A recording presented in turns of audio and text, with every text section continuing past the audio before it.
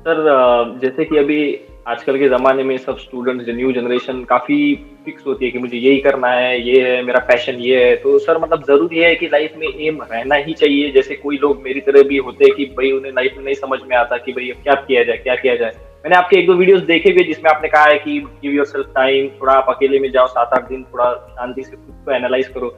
लेकिन सर फिर भी वो इतना इजीली निकल नहीं आ रहा कि क्या करे, काफी फ्लक्चुएशंस होते हैं माइंड में, थॉट्स आ रहे हैं। तो क्या जरूरी है कि लाइफ में एम होना ही चाहिए? क्योंकि आजकल ये बहुत क्वेश्चन पूछते हैं लोग, एम क्या है तुम्हारा, एम क्या है तुम्हारा, एम क्या है, तुम क्या करना चाहते हो?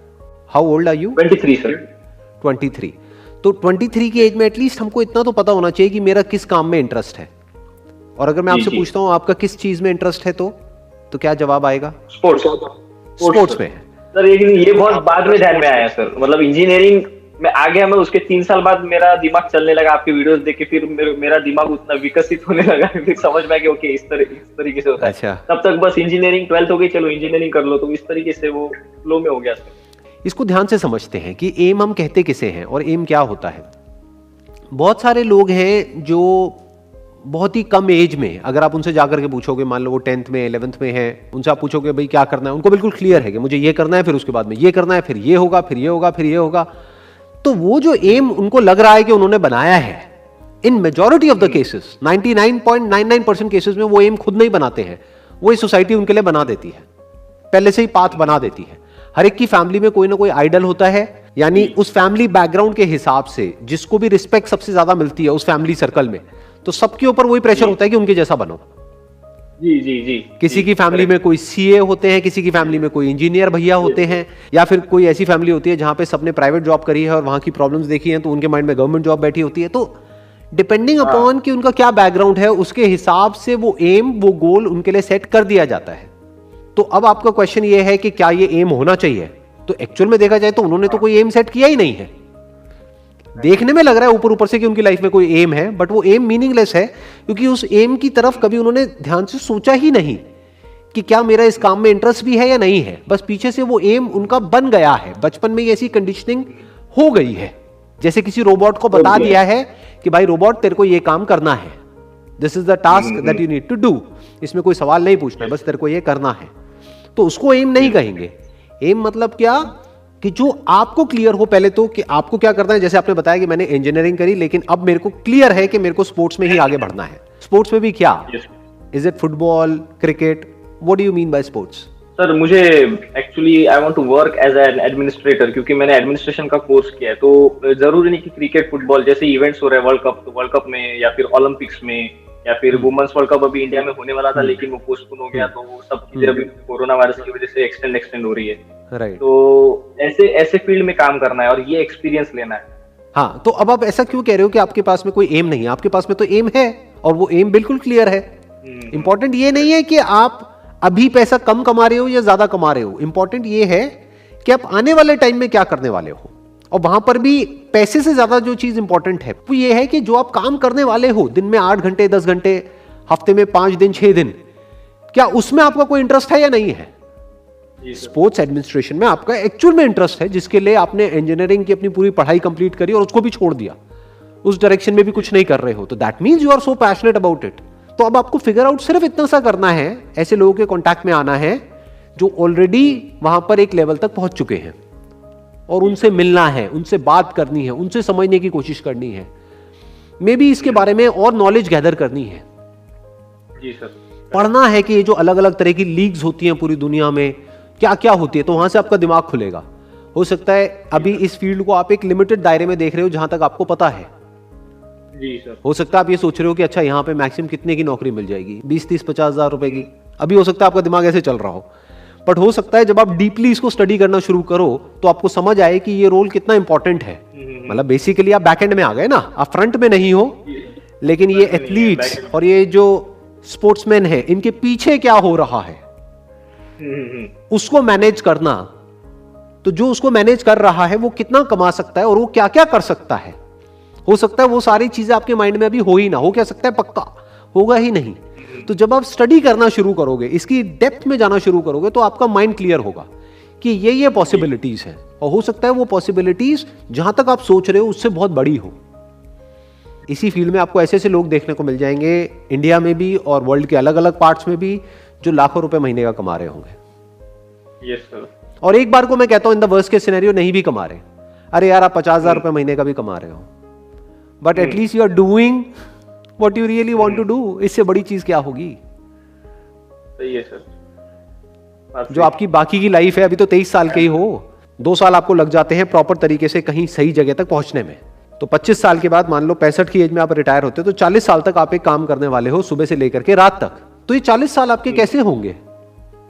मान लो लाखों रुपए आपने नहीं भी कमाया, 50,000 रुपए ही कमाया, बट वहां पे जाने में आपको मजा आता है, वो करने में अच्छा लगता है, वो देखने में अच्छा लगता है, वो एनवायरनमेंट में आप होना चाहते हो। आप ये कह सकते हो आप अपने लिए एक अलग दुनिया को चुन रहे हो, एक अलग यूनिवर्स को चुन रहे हो, जो यूनिवर्स दूसरे जो यूनिवर्स है उससे बिल्कुल अलग है। तो अगर उसमें 1-2 साल फालतू भी लग गए तो क्या फर्क पड़ता है? जल्दी क्या है? नहीं जल्दी। आप समझ रहे हो मैं किस तरीके से देख रहा हूँ और आप किस तरह से देख रहे हो? हम नॉर्मली कैसे सोचते हैं, हम कैसे सोचते हैं एक जॉब ही तो है, जॉब मिल जाए फटाफट से और इतना पैसा मेरे को मिल जाएगा, मेरी लाइफ सेट हो जाएगी। अरे भाई लाइफ का मतलब क्या सिर्फ जॉब, वहां से पैसा, खाना पीना निकालना, यही है लाइफ, और कुछ है ही नहीं। या फिर लाइफ एक ऐसी पॉसिबिलिटी है जिसको आप जैसे चाहो वैसे डिजाइन कर सकते हो। आप इसको इस तरीके से देखो कि मैं अपने लिए एक यूनिवर्स को चुन रहा हूं। ये जो देखने में लगता है ना एक प्लैनेट, अरे भाई ये एक प्लैनेट तो है जिसको अर्थ बोलते हैं, लेकिन इसी प्लैनेट पे अलग अलग तरह के यूनिवर्सेस एग्जिस्ट कर रहे हैं। ये जो मल्टीवर्स का कॉन्सेप्ट है ना, जो मूवीज में हम देखते हैं, वो तो फिक्शन है, बट रियलिटी क्या है कि एक स्पोर्ट्स की दुनिया है, एक मान लो आईटी की दुनिया है, ये 2 अलग अलग दुनिया है। वहां के डायनामिक्स अलग है, यहां के अलग है, वहां की एनर्जी अलग है, यहां की एनर्जी बिल्कुल अलग है। तो आपको पहले चुनना है कि मुझे किस यूनिवर्स में घुसना है। अभी आपने कोई सर्टिफिकेट कोर्स किया है इसमें, या क्या डिप्लोमा लिया है, डिग्री लिया है, क्या लिया है स्पोर्ट्स? नहीं सर, ये डिग्री है, मास्टर्स डिग्री है सर, ये स्पोर्ट्स की। अच्छा, पूरा मास्टर्स की डिग्री है, राइट? पूरा 2 साल की? नहीं सर, ये एक साल का, ये मास्टर्स स्पोर्ट्स में जो एडमिनिस्ट्रेशन के कोर्सेज है ये मोस्टली 1 साल के रहते हैं। कहां से किया आपने? सर रशिया, सोची। अच्छा, रशिया से किया है आपने? एक ही वर्ल्ड में से देखिए ओलंपिक यूनिवर्सिटी है सोची में, वो ओलंपिक यूनिवर्सिटी है जो वर्ल्ड की वन ऑफ द बेस्ट जो यूनिवर्सिटी है, वहां से आपने मास्टर्स किया है स्पोर्ट्स एडमिनिस्ट्रेशन में। Correct me if I am wrong, मैं ठीक कह रहा हूं? Yes sir, correct. तो आप अपने आप को अंडर एस्टिमेट क्यों कर रहे हो भाई? आपके जैसे लोगों की तो जरूरत है दुनिया को, जरूरत नहीं है क्या? ऐसी हो जाएंगे ओलंपिक्स, उसमें लोग चाहिए ना जो क्वालिफाइड हो उसमें। ऐसी तो नहीं ना किसी को भी पकड़ के ले आएंगे कि भैया आप आओ इसको मैनेज करो। नहीं सर, प्रॉब्लम ये है कि मतलब अभी मेरे को 1-2 अपॉर्चुनिटीज थी जो कि मुझे बहुत, मैं उसके लिए लुकिंग फॉरवर्ड टू जो कहते हैं वो था, मतलब यूके में और यूरोप में, लेकिन कोरोना वायरस की वजह से सब कैंसिल हो गया। तो अब वो फ्रस्ट्रेशन हो रहा है कि यार अभी वापस इंडिया जा रहा हूँ खाली हाथ, लाइक। ये टेम्पररी है, ये जो कोरोना है ये हमेशा के लिए तो रहने वाला नहीं है, जाएगा ना, 2 महीने में जाए, 6 महीने में जाए, साल में जाए। तो इससे पहले आप खुद ही कह रहे हो अपने मुंह से कि मेरे को कुछ अपॉर्चुनिटीज मिल रही थी, तो जब पहले मिल रही थी तो बाद में भी मिलेगी, उसमें डाउट क्या है? मतलब अपॉर्चुनिटीज तो है ही ना, थोड़ा पेशेंस ही तो चाहिए। You are getting where I am coming from. कई बार लाइफ में ये डिसीजन लेना होता है कि भाई मैं थोड़ा पेशेंस रख करके वो करूं जो मैं करना चाहता हूं, या मैं अपने पेशेंस को लूज करके वो कर दूं जो दुनिया मुझसे करवाना चाहती है। ये 2 चॉइसेस है ना आपके पास में। हो सकता है आप कहीं पर जाओगे अपने कहीं रिलेटिव्स के पास में या कहीं भी, या फ्रेंड सर्कल में, हर कोई आपसे पूछेगा हाँ भाई क्या हो रहा है, क्या किया, कोई लगी जॉब या नहीं लगी। लोगों की क्यों परवाह कर रहे हो? आपको ये देखना है कि how do I want my life to be 5 years down the line, और 10 years डाउन द लाइन, और 20 years डाउन द लाइन। ये माइंड में एक विजन होनी चाहिए। यानी कि जो आपने किया, जो क्वालिफिकेशन आपने ली, जो मास्टर्स आपने किया, उसी तरह का मास्टर्स जिन भी लोगों ने किया, उसके बाद वो लोग आज किस किस लेवल पे वर्ल्ड में कहां कहां पर हैं, वो क्या क्या कर रहे हैं। तो आपका दिमाग खुलेगा, अच्छा ये पॉसिबिलिटीज है, ये हो सकता है। अब आपको ये देखना है कि उन लोगों का लाइफस्टाइल कैसा होता है, वो क्या कर रहे होते हैं। हो सकता है पूरे वर्ल्ड में घूम रहे होते हैं, हो सकता है आपका जो इंटरेस्ट है यहां से आ रहा हो कि इस बहाने से मैं पूरे वर्ल्ड में घूमता रहूंगा, कि पूरे वर्ल्ड में मेरे को ट्रैवल करने को मिलेगा। आया ना, देखो। हाँ, तो आपको सिर्फ स्पोर्ट्स में इंटरेस्ट नहीं, आपको ट्रैवलिंग में भी इंटरेस्ट है, राइट? तो इस तरह से आपके माइंड में एक एम डेवलप हो रहा है। अब सिर्फ ये फिगर आउट करना है कि वहां तक पहुंचना कैसे, और आप काफी पास पहुंच चुके हो। ये मत सोचो कि आपको उनकी जरूरत है, हमेशा थिंकिंग को ना ऐसे रखो ये सोचो उनको भी आपकी इतनी ही जरूरत है जितनी आपको उनकी है।